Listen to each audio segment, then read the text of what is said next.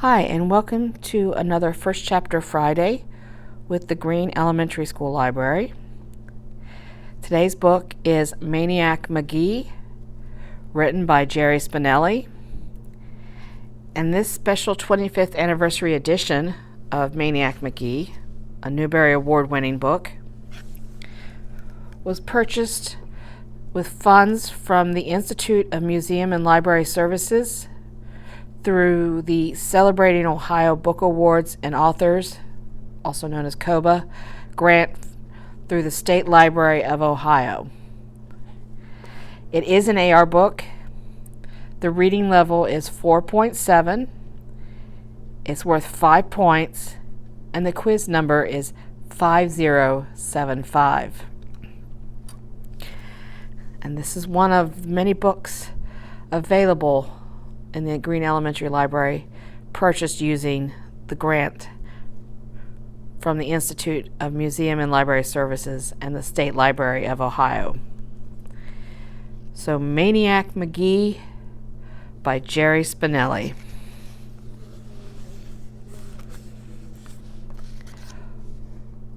Before the story.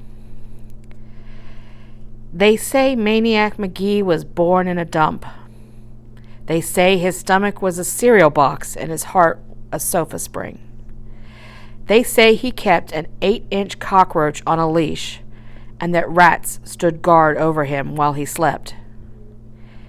They say if you knew he was coming and you sprinkled salt on the ground and he ran over it, within 2 or 3 blocks he would be as slow as everybody else. They say. What's true? What's myth? It's hard to know. Finsterwald's gone now, yet even today you'll never find a kid sitting on the steps where he once lived. The Little League field is still there, and the band shell. Cobble's Corner still stands at the corner of Hector and Birch, and if you ask the man behind the counter, he'll take the clump of string out of a drawer and let you see it. Grade school girls in 2 mills still jump rope and chant, Maniac, maniac, he's so cool. Maniac, maniac, don't go to school.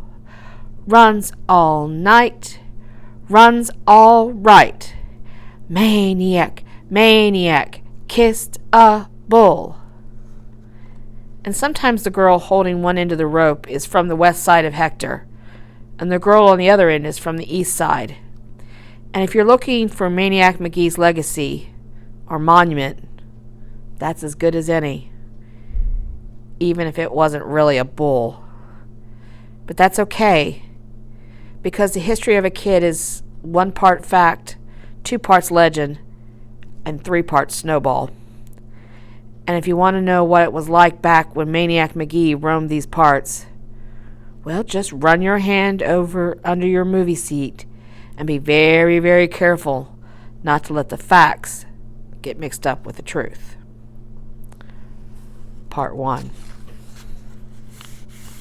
Chapter 1. Maniac Magee was not born in a dump. He was born in a house. A pretty ordinary house, right across the river from here in Bridgeport. And he had regular parents, a mother and a father. But not for long. One day his parents left him with a sitter and took the P&W high-speed trolley into the city. On the way back home, they were on board when the P&W had its famous crash, when the motorman was drunk and took the high trestle over Schuylkill River at 60 miles an hour, and the whole caboodle took a swan dive into the water. And just like that, Maniac was an orphan. He was 3 years old. Of course, to be accurate, he wasn't really Maniac then. He was Jeffrey Lionel Magee. Little Jeffrey was shipped off to his nearest relatives, Aunt Dot and Uncle Dan. They lived in Hollidaysburg in the western part of Pennsylvania. Aunt Dot and Uncle Dan hated each other, but because they were strict Catholics, they wouldn't get a divorce. Around the time Jeffrey arrived, they stopped talking to each other. Then they stopped sharing. Pretty soon there were 2 of everything in the house. 2 bathrooms, 2 TVs, 2 refrigerators, 2 toasters. If it were possible, they would have had 2 Jeffreys. As it was, they split him up the best they could. For instance, he would eat dinner with Aunt Dot on Monday, and with Uncle Dan on Tuesday, and so on. 8 years of that. Then came the night of the spring musicale at Jeffrey's school. He was in the chorus. There was only 1 show and 1 auditorium, so Aunt Dot and Uncle Dan were forced to share at least that much. Aunt Dot sat on one side, Uncle Dan on the other. Jeffrey probably started screaming from the start of the song, which was "Talk to the Animals," but nobody knew it because he was drowned out by all the other voices. Then the music ended, and Jeffrey went right on screaming. His face bright red by now, his neck bulging. The music director faced the singers, frozen with his arms still raised. In the audience, faces began to change. There was a quick smatter of giggling by some people who figured the screaming kid was some part of the show. Some funny animal, maybe. Then the giggling stopped, and the eyes started to shift, and the heads started to turn, because now everybody could see that this wasn't part of the show at all. That little Jeffrey McGee wasn't supposed to be up there on the risers, pointing to his aunt and uncle, bellowing out from the midst of the chorus, "Talk! Talk, will ya? Talk! Talk! Talk!" No one knew it then, but it was the birth scream of a legend. And that's when the running started. 3 springy steps down from the risers.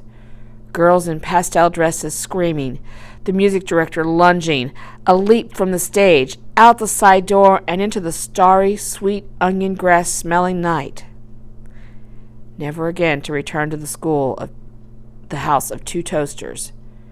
Never again to return to school. And that was the start of Maniac McGee by Jerry Spinelli. This is an excellent book, and not just because it's won a lot of awards or the author has written a lot of great books. It's a wonderful story, and I know you will enjoy it. It's ready for checkout in the Green Elementary School Library. And thanks to the grant from the State Library of Ohio and the Institute of Museum and Library Services, which allowed us to purchase this wonderful 25th anniversary edition.